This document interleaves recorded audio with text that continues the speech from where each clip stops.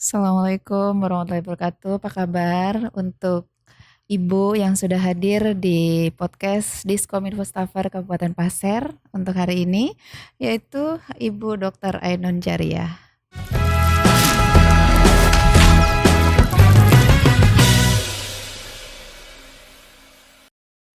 Kabar sehat, Bu? Alhamdulillah sehat. Fit masih fresh ya, Bu ya, Ya. meskipun sudah hari Kamis. Iya, tentunya untuk Dokter Ainun Jariah ini dalam kesehariannya adalah sebagai Kepala Bidang Pencegahan dan Pengendalian Penyakit atau Kabid P2P ya, Bu ya. Betul. Dan untuk tema kita hari ini adalah vaksinasi COVID-19 booster 2. Iya. Tapi sebelum kita jauh untuk saya bertanya yang ke arah lainnya, tentunya saya akan menanyakan situasi COVID kita di Kabupaten Pasir ini sekarang sudah seperti apa, Bu? Oh iya. Baik, terima kasih. Jadi pertama-tama mungkin saya menjelaskan tentang situasi COVID kita. Alhamdulillah saat ini Kabupaten Pasir dan beberapa daerah kabupaten di wilayah Kalimantan Timur itu sudah zona hijau. Ya, tapi terlepas dari apakah memang masyarakat banyak sekali yang sudah tidak melakukan tes ya kan. Namun sepertinya ketahanan tubuh masyarakat saat ini terhadap virus COVID yang ada itu cukup baik ya, mungkin karena capaian vaksin kita juga sudah lumayan bagus. Untuk vaksin 1 kita sudah mencapai 90% lebih. Untuk vaksin 2 kita mencapai 76,81%, dan vaksin 3 atau booster 1 itu sudah mencapai 37,8%. Ya, meskipun ini untuk angka 37,8% ini sebenarnya masih sangat kurang. Pemerintah pemerintah itu mengharapkan kita mencapai vaksin untuk dosis 3 atau booster 1 itu sekitar 70%. 70. Jadi masih banyak lebih dari separuh. Iya lumayan. Iya lumayan.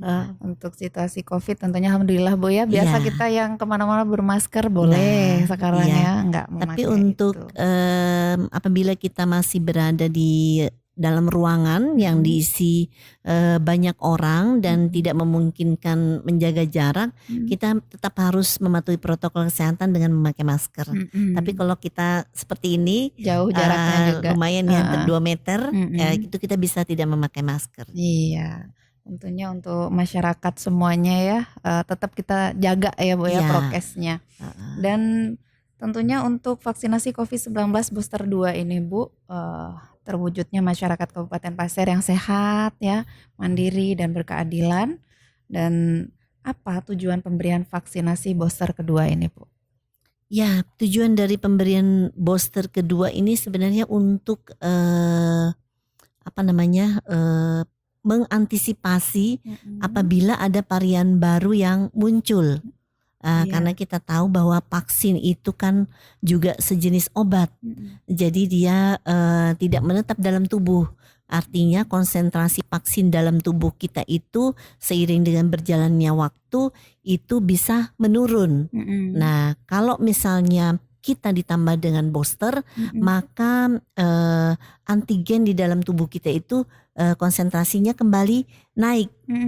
Sehingga apabila ada varian baru yang muncul seperti yang baru-baru ini kita dengar di Cina, COVID meningkat lagi. Nah, itu apabila itu sampai ke Indonesia, maka ketahanan tubuh masyarakat kita di Indonesia khususnya di Kabupaten Pasir itu tetap dalam kondisi prima untuk menangkis virus-virus yang masuk ke dalam tubuh karena sudah ada antigen dan antibodi di dalam tubuh kita gitu.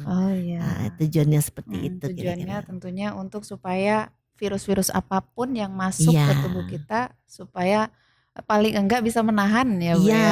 Enggak langsung tiba-tiba masuk. Kalau misalnya kita tidak melakukan booster, otomatis mungkin saja kadar antibodi di tubuh kita itu sudah turun. Misalnya kita vaksinnya sudah lebih dari 6 bulan yang lalu. Nah itu sudah sangat turun antibodinya, sehingga apabila ada varian baru yang lebih kuat dari yang telah ada antibodinya dalam tubuh kita, maka kemungkinan tubuh kita akan kalah.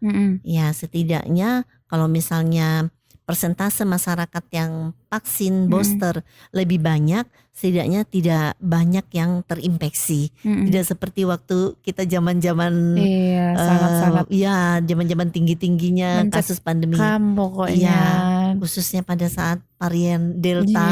Mungkin Mbak masih ingat pengumuman di masjid silih berganti ya kan.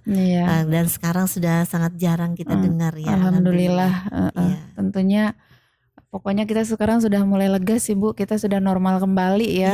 Dulu mau keluar nih jangan, di rumah saja, bahkan dari matamu kan juga nggak berani. Dibatasi juga supaya penularan tidak banyak terjadi kan. Kalau misalnya kita banyak berinteraksi pada saat itu, maka kemungkinan kita menyebarkan penyakit, kita terkena penyakit juga sangat besar gitu. Iya, resikonya sangat besar sekali. Nah, tentunya dengan booster kedua ini kita bisa membuat paling enggak menahan semua virus-virus yang tadi yang Ibu sampaikan ya. Iya betul. Supaya kita lebih nyaman kalau ada sesuatu hal, paling enggak indikasinya sedikit ya Bu ya. Iya. Vaksinasi memang tidak lantas membuat kita tidak terkena penyakit itu, tetapi diharapkan meskipun kita kena, tetapi gejalanya ringan, tidak sampai ke gejala berat, gitu. Kecuali mungkin ya kita punya penyakit komorbid yang memang membuat ketahanan tubuh kita atau antibodi kita itu sulit terbentuk. Nah itu mungkin vaksinasi di situ tidak terlalu berperan penting, tetapi di banyak kasus juga banyak yang memiliki penyakit komorbid juga bisa menangkis atau mengurangi gejala apabila terkena virus COVID-19. Apabila kita juga melakukan booster yang kedua ini Bu ya, paling enggak kita indikasinya sedikit gitu. Betul sekali Mbak. Iya. Dan apakah ada interval atau waktu tertentu yang ditetapkan dalam pemberian vaksin booster kedua ini? Untuk booster kedua ini mungkin kita pernah dengar beberapa waktu yang lalu kita sudah melaksanakan booster pertama ya. Mbak sudah booster? Sudah. Aman kayaknya di Kominfo. Alhamdulillah.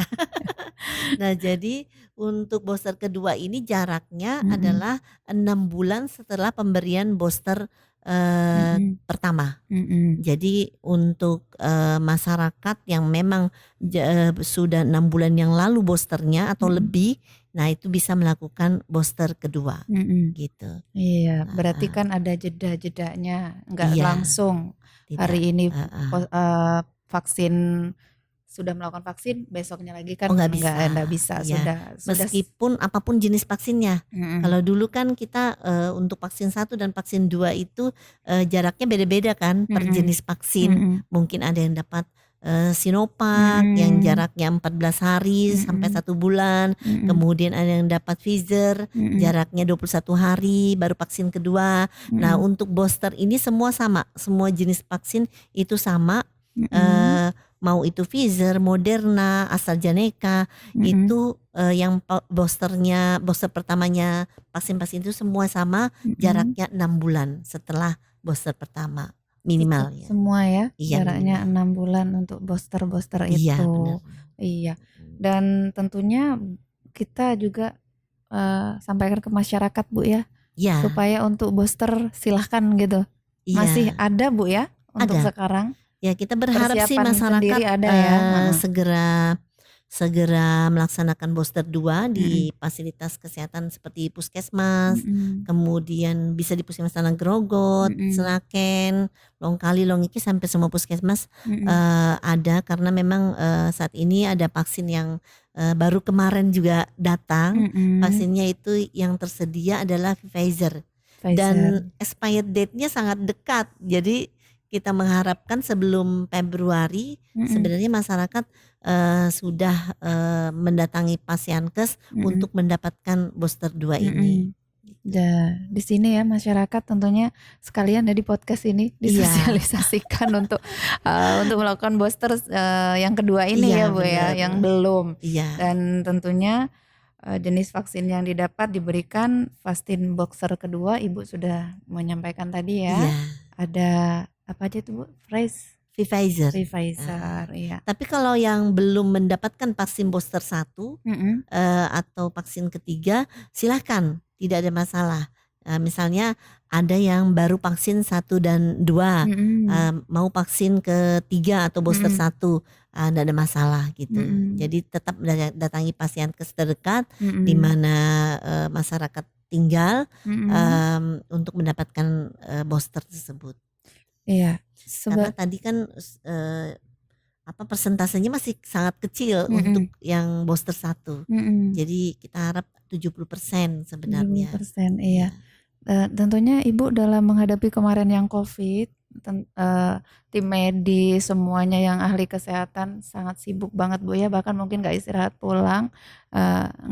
pulang ke rumah gara-gara COVID ini sendiri. Dan sekarang tentunya masyarakat supaya lebih antisipasi lebih cepat ya ayo untuk booster gitu ya Bu ya, dengan supaya penyakit-penyakit atau virus-virus yang lain nggak datang. Nah, langkah-langkah sendiri untuk menghadapi nih, ada yang nggak mau, gimana itu Bu? Ada ya yang nggak mau tentunya. Banyak sekali sebenarnya masyarakat yang belum menyadari pentingnya booster ini ya.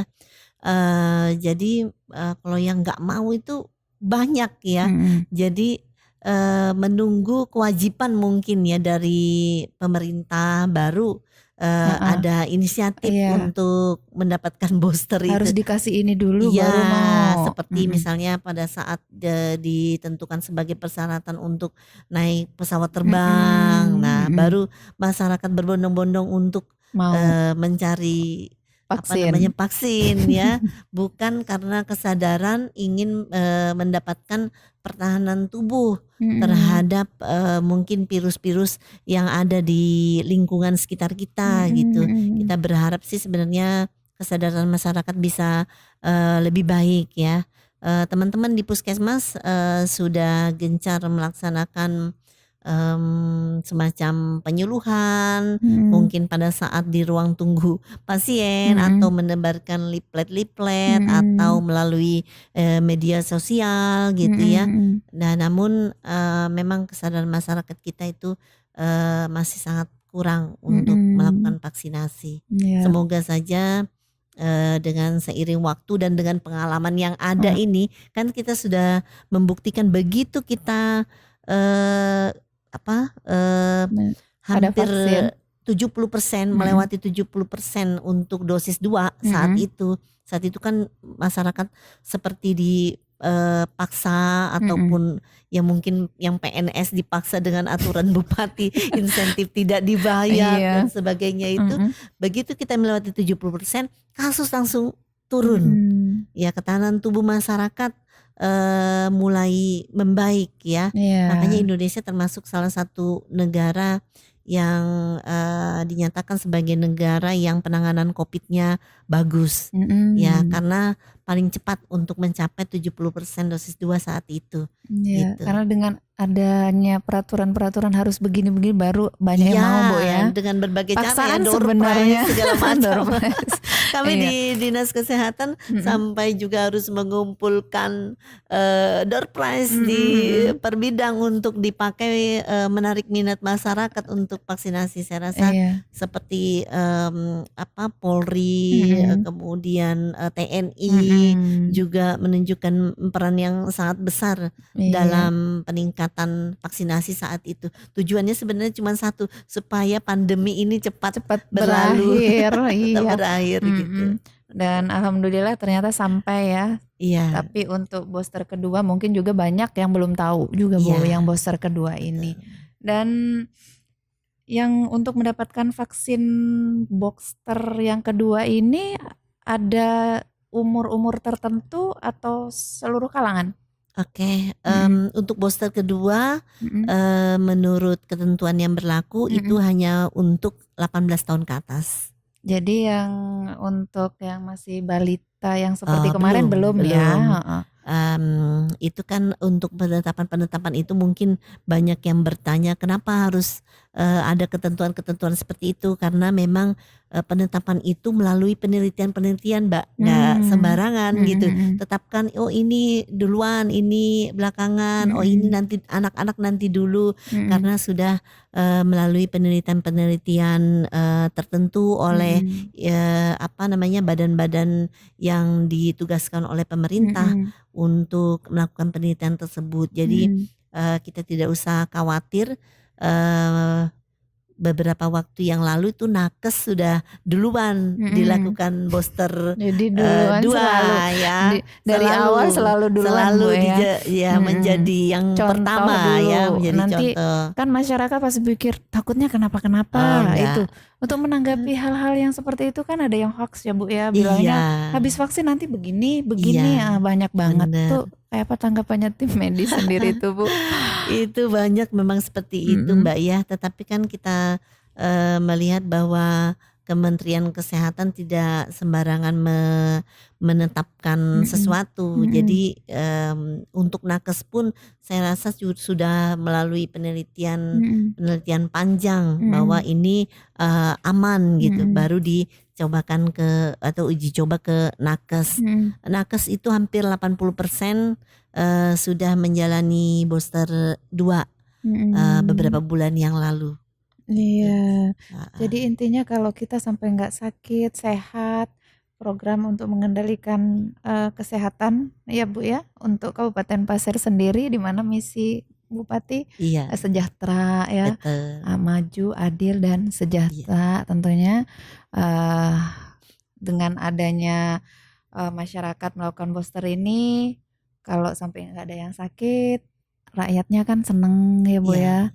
Kita juga senang, Kabupaten Pasir aman dari semua penyakit. Dan untuk mempertimbangkan data dan situasi COVID-19 yang ada varian baru ini sudah dipersiapkan ya, ini booster kedua ini Bu ya.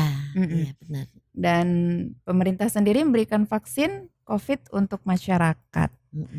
Tentunya sudah sampai progresnya sampai kemana sudah ini Bu? Ya ini memang baru dicanangkan ya, edarannya baru diterbitkan bulan ini yang untuk pemberian booster 2 untuk masyarakat umum ini. Nah ini wacananya ini setelah nanti ini selesai program, mungkin vaksinnya sudah didistribusikan, barangkali itu nanti ke depannya pemerintah tidak lagi menyediakan vaksin. Infonya seperti itu, tapi baru info lisan ini ya, bahwa tidak lagi menyediakan vaksin, tetapi nanti masyarakat harus mencari sendiri vaksin di luar program pemerintah. Jadi tentu saja masyarakat harus membayar gitu. Ini dia. Ya, jadi kesempatan ini sebenarnya mumpung masih ada program vaksin dari pemerintah, nanti kalau tidak salah nanti penyedianya Kimia Farma. Nah jadi langsung dari tidak ada lagi di fasilitas pelayanan kesehatan yang seperti kemarin. Yang istilahnya yang tanpa dipungut biaya. Tapi nanti akan dipungut biaya menurut info yang saya dengar, tapi yang tertulisnya belum ya. Itu nanti akan dikenakan biaya sebesar 200.000 untuk per kali vaksin. Nah kalau satu keluarga sekian berapa ya kan Bu? Lumayan. Lumayan. Jadi tentunya untuk masyarakat, untuk biar supaya masyarakat tahu sampai yang gratis itu sampai di bulan keberapa gitu, mungkin mereka bisa mempersiapkan. Untuk sekarang ini kita belum dapat info pastinya, jadi info tertulisnya belum ada. Tapi nanti mungkin setelah ada edaran lanjutannya, nanti kita akan segera infokan melalui puskesmas yang tentunya juga melalui media sosial yang di puskesmas. Berarti ini booster kedua sendiri melalui puskesmas saja? Iya, ini sudah ada nanti akan ada di puskesmas ya kan, karena memang vaksinnya baru datang kemarin. Jadi kita harapkan puskesmas segera melakukan amperan vaksin ke gudang farmasi agar segera bisa melakukan pelayanan booster 2 ini untuk masyarakat.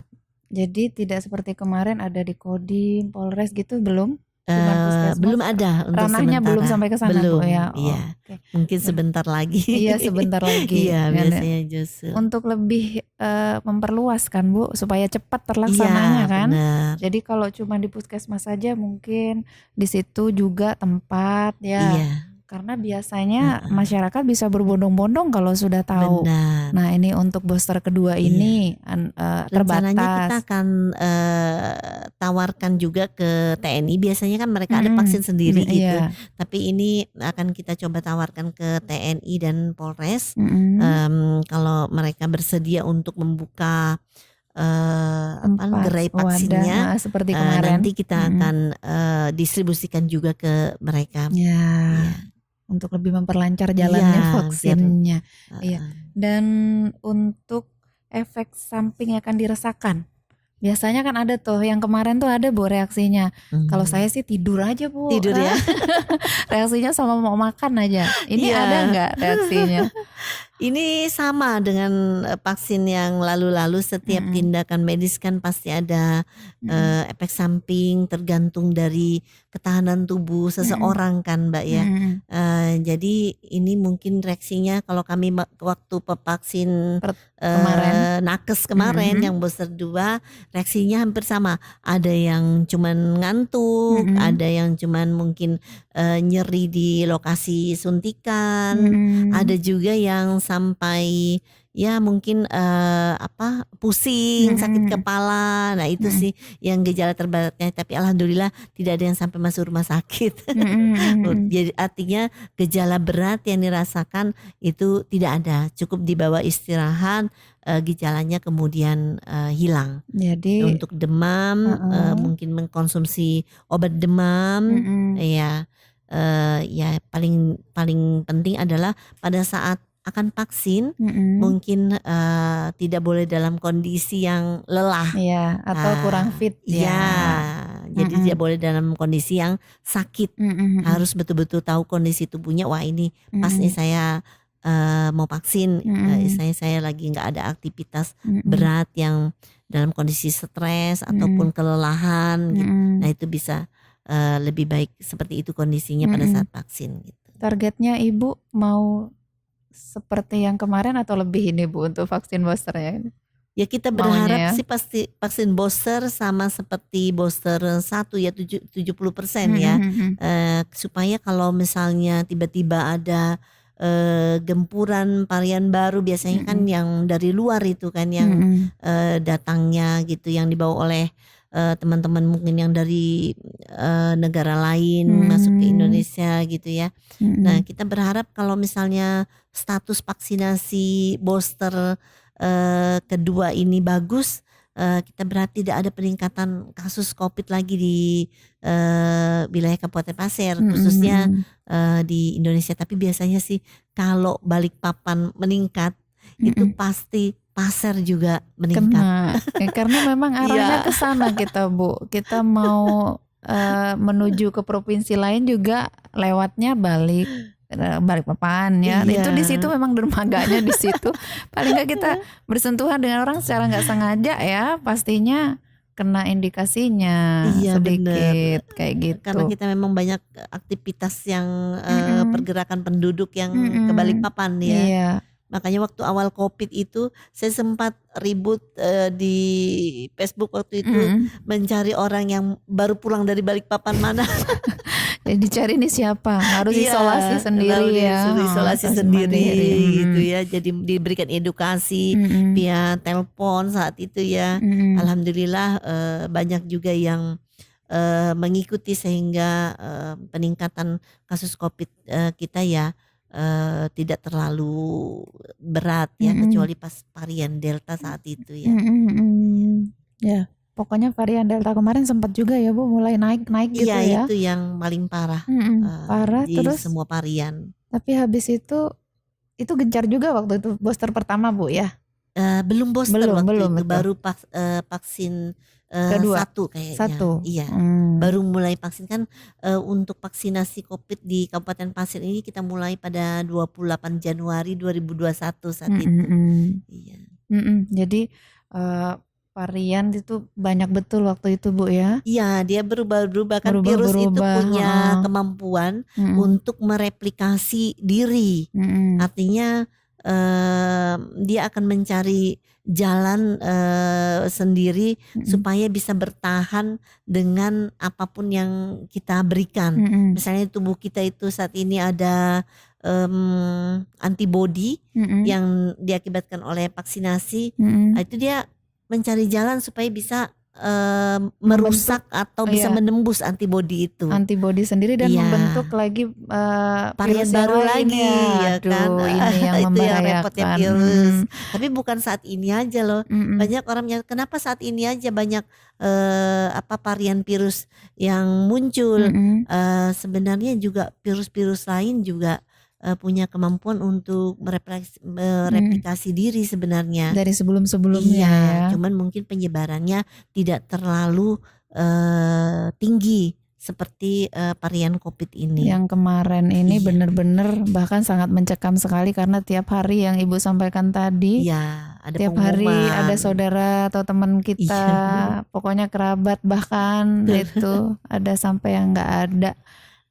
Mungkin dia juga ada riwayat Bu ya yang disampaikan tadi. Dan untuk masyarakat sendiri mungkin cara-caranya Bu ya untuk booster kedua sama ya kayak kemarin. Sama. Menyiapkan identitas diri ya, saya rasa KTP semua seperti sudah punya seperti yang kemarin juga. Ya kemudian bisa mendaftar ke Paskes yang menyelenggarakan vaksinasi booster 2. Dan sebelum divaksin juga memberi kasih tahu ya Bu, mungkin dia ada penyakit apa. Ya harus terbuka dengan petugas. Misalnya ada kondisi kesehatan yang memang dirasakan kan tidak harus sama waktu dia mungkin vaksin 1-2 tidak ada penyakitnya. Terus sekarang di booster 2 bisa jadi mungkin ada gitu. Nah itu harus dikomunikasikan dengan petugas secara terbuka. Jadi jangan sampai nanti ada alergi nggak ngomong, nah itu ada dia. penyakit bawaan nggak ngomong. Benar. Tentunya pihak kesehatan sendiri nanti akan tahu bahwa ini layak untuk divaksin atau enggak. Dan booster sendiri kekuatannya hampir sama seperti sebelum-sebelumnya ya yang kedua ini. Iya. Kalau biasanya sih kalau misalnya kan vaksin 1, vaksin 2 ya. Kemudian kita berikan booster tepat waktu, misalnya booster 1 itu kekuatan antibodinya itu atau titer antibodinya itu lebih tinggi dari yang sebelumnya. Nah, dengan booster 2 ini tentunya dia akan kalau misalnya waktunya tepat dan tidak terlalu lama, ini juga akan menghasilkan antibodi yang titernya tentu saja sama atau bahkan lebih tinggi dari yang pertama kemarin. Gitu. Jadi tentunya reaksinya juga lebih tinggi juga ini Bu ya reaksinya pasti. Diharapkan seperti itu kan. Karena virus yang kita lawan juga pasti akan lebih kuat untuk varian-varian kedepannya itu. Dan masyarakat juga habis divaksin sudah mulai takut-takut biasanya. Bahkan sebelum vaksin pun ada perasaan deg-degan nih gimana nih. Karena memang mana info-info yang seperti itu, yang hoaxnya yang banyak bahwa habis vaksin begini. Padahal itu sebenarnya enggak seperti itu ya Bu ya. Jadi kalau kita vaksin itu sebenarnya yang kita rasakan itu kadang-kadang bukan juga berupa efek samping menurut saya ya, tapi juga lebih kepada reaksi tubuh kita menerima vaksin itu masuk. Nah kalau misalnya sesuatu itu tidak bereaksi, tentunya kan nggak ada aksi. Ada reaksi biasanya baru ada aksi ya kan. Harus ada respon. Kalau misalnya nakes biasanya nggak ada respon di tubuhnya, dia akan bertanya, ini vaksin bekerja apa tidak ya di tubuh saya? Kok saya nggak merasakan apa-apa? Nah tapi kalau awam malah bangga, wah aku nggak kenapa-napa gitu. Malah bangga ya. Bener. Nah, bahkan saya sendiri saya nggak kenapa-kenapa kok gitu kan. Kalau kita nakes pasti, aduh kenapa saya nggak kenapa-napa? Kok karena teorinya itu kalau misalnya makin berat sebenarnya gejala kalau kayak seperti waktu COVID itu kan ada orang yang gejalanya berat, ada yang tidak berat. Yang orang bergejala berat itu dikasih bonus titer antibodinya itu tinggi. Nah, orang-orang yang gejala berat itulah yang dulu menyumbangkan plasma untuk orang lain. Kalau kita yang ringan-ringan, itu titer antibodi kita nggak cukup untuk menyumbangkan plasma ke orang lain. Jadi ada timbal balik yang kita terima sebenarnya. Tapi tentu saja penanganannya nggak boleh terlambat ya. Kalau berat. Nah, jadi reaksi antibodi yang kita rasakan itu sebenarnya adalah sesuatu yang baik untuk membentuk kekebalan atau antibodi yang baik di tubuh kita. Tinggal bagaimana cara kita mengatasinya. Kalau kita panik, kita tentu saja tidak bisa berpikir baik. Kemudian kita stres barangkali. Kok saya muntah-muntah, kok saya demam gitu udah takut dah, Bu. Udah takut sendiri, stres sendiri. Akhirnya kita tidak mampu melawan. Jadi kita harus mampu untuk menyemangati diri kita sendiri untuk melawan gejala yang kita rasakan supaya tidak bertambah berat. Gitu. Karena kalau kita sudah drop duluan takut, pasti pikiran macam-macam. Yang bagaimana lah, yang inilah gitu. Yang pastinya untuk kita apabila melakukan vaksin yang sudah dijelaskan banyak banget hari ini dari Dr. Ainun Jariah sendiri, supaya kita itu kalau ada reaksi berarti bekerja di dalamnya. Bekerja itu. Jadi kita harus semangat sebenarnya. Wah, saya mau dapat antibodi yang bagus ini. Nah, otomatis wah saya harus makan nih tepat waktu, harus tidur cepat, tidak boleh begadang, tidak boleh lelah hari ini supaya saya kuat menghadapi gejala yang bukan gejala, reaksi yang timbul akibat pembentukan antibodi itu gitu kira-kira.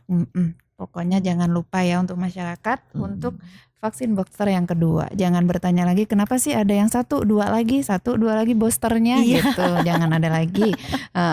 Pokoknya kita apa yang dikasih oleh pemerintah, insya Allah itu yang terbaik untuk masyarakat. Itu sudah melalui penelitian para ahli yang mungkin di luar kapasitas kita. Terima kasih Bu untuk kehadirannya. Sudah banyak untuk hari ini ilmu kita yang awalnya kurang paham, akhirnya paham untuk hari ini. Dan tentunya buat kita semuanya, podcast Discovery Firstover melayani khalayak, memberikan informasi yang nggak tahu jadi tahu ya Bu ya. Terima kasih untuk kehadirannya hari ini. Terima kasih kembali. Sampai jumpa lagi. Assalamualaikum. Waalaikumsalam.